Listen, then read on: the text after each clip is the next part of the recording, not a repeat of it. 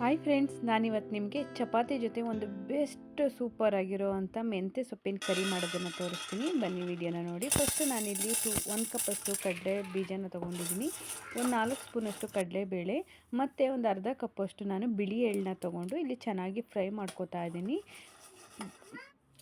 ಇವಾಗ ಫ್ರೈ ಮಾಡಿರೋದು ಸ್ವಲ್ಪ ತಣ್ಣಗಾದ್ಮೇಲೆ ಮಿಕ್ಸಿ ಜಾರ್ಗೆ ಹಾಕಿ ಮಿಕ್ಸಿ ಮಾಡ್ಕೊಂಡಿದ್ದೀನಿ. ಈಗ ಇದು ಒಂದು ಪಾತ್ರೆಗೆ 1 ಟೇಬಲ್ ಸ್ಪೂನಷ್ಟು ಸಾಸಿವೆ, 1 ಟೇಬಲ್ ಸ್ಪೂನಷ್ಟು ಜೀರಿಗೆ ಮತ್ತು ಒಂದಿಷ್ಟು ಬೆಳ್ಳುಳ್ಳಿನ ಹಾಕ್ಕೊಂಡು ಸಣ್ಣಗೆ ಹೆಚ್ಚಿರೋ ಈರುಳ್ಳಿನ ಹಾಕ್ಕೊಂಡು ಫ್ರೈ ಮಾಡ್ಕೊತಾ ಇದ್ದೀನಿ. ಈರುಳ್ಳಿ ಅರ್ಧ ಫ್ರೈ ಆದಮೇಲೆ ಅದಕ್ಕೆ ಹೆಚ್ಚಿಟ್ಟಿರೋ ಒಂದು ಟೊಮೊಟೊನ ನಾನಿಲ್ಲಿ ಸೇರಿಸ್ಕೊತಾ ಇದ್ದೀನಿ. ಈಗ ಟೊಮೊಟೊನ ಸ್ವಲ್ಪ ಫ್ರೈ ಮಾಡ್ಕೊಳ್ಳಿ. ಟೊಮೊಟೊ ಇಲ್ಲಿ ಅರ್ಧ ಫ್ರೈ ಆದಮೇಲೆ ಅದಕ್ಕೆ ಆಗಲೇ ಹೆಚ್ಚಿ ತೊಳೆದಿಟ್ಟಿರೋ ಅಂಥ ಮೆಂತ್ಯ ಸೊಪ್ಪನ್ನ ನಾನಿಲ್ಲಿ ಸೇರಿಸ್ಕೊತಾ ಇದ್ದೀನಿ.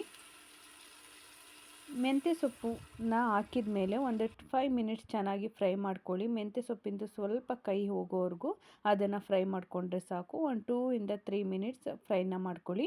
ಇವಾಗ ಇದಕ್ಕೆ ನಾನಿಲ್ಲಿ 1 ಟೇಬಲ್ ಸ್ಪೂನಷ್ಟು ಅಚ್ಕಾರದ ಪುಡಿ, 1 ಟೇಬಲ್ ಸ್ಪೂನಷ್ಟು ಗರಂ ಮಸಾಲ, ಸ್ವಲ್ಪ ಚಿಟಿಕೆ ಅರಿಶಿನ ಹಾಕಿದ್ದೀನಿ. ವಿಡಿಯೋ ಸ್ಕಿಪ್ ಆಗಿದೆ, ಅದಕ್ಕೆ ನಾನಿಲ್ಲಿ ತೋರಿಸ್ತಾ ಇದ್ದೀನಿ.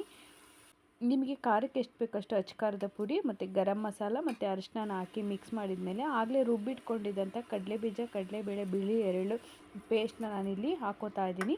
ಇವಾಗ ಇದನ್ನು ಚೆನ್ನಾಗಿ ಮಿಕ್ಸ್ ಮಾಡಿಬಿಟ್ಟು ನಿಮಗೆ ನೀರು ಎಷ್ಟು ಬೇಕೋ ಅಷ್ಟನ್ನು ಮಿಕ್ಸಿ ಜಾರಲ್ಲಿರೋ ಇದಕ್ಕೆ ನಿಮಗೆ ನೀರು ಎಷ್ಟು ಬೇಕೋ ಅಷ್ಟು ನೀರನ್ನು ಸೇರಿಸ್ಕೊಬಿಟ್ಟು ರುಚಿಗೆ ತಕ್ಕಷ್ಟು ಉಪ್ಪನ್ನ ಹಾಕೋತಾ ಇದ್ದೀನಿ ನಾನಿಲ್ಲಿ.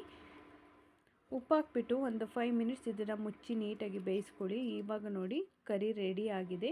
ಇವಾಗ ಒಂದು ಸಲ ಟೇಸ್ಟ್ನ ನೋಡಿ, ನಿಮಗೆ ಉಪ್ಪು ಖಾರ ಬೇಕಿದ್ದರೆ ಇವಾಗ ಸೇರಿಸ್ಕೊಳ್ಳಿ.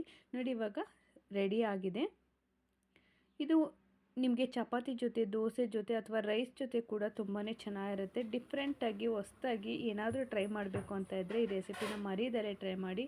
ನಿಜವಾಗ್ಲೂ ಟೇಸ್ಟು ಅಷ್ಟೇ ಚೆನ್ನಾಗಿರುತ್ತೆ ಮತ್ತು ಮನೇಲಿ ಮಕ್ಕಳು, ಹಸ್ಬೆಂಡ್ ಎಲ್ಲರೂ ತುಂಬ ಇಷ್ಟಪಟ್ಟು ತಿಂತಾರೆ. ಹಾಗೆ ಇನ್ನೂ ನನ್ನ ಚಾನಲ್ನ ನೀವು ಸಬ್ಸ್ಕ್ರೈಬ್ ಮಾಡ್ಕೊಂಡಿಲ್ಲ ಅಂದರೆ ಪ್ಲೀಸ್ ಬೇಗ ಸಬ್ಸ್ಕ್ರೈಬ್ ಮಾಡ್ಕೊಳ್ಳಿ. ನಾಳೆ ನಾನು ಮತ್ತೆ ಒಂದು ಹೊಸ ರೆಸಿಪಿ ಜೊತೆ ನಿಮ್ಮ ಜೊತೆ ಸಿಗ್ತೀನಿ. ಅಲ್ಲಿವರೆಗೂ take care, bye. Thank you so much.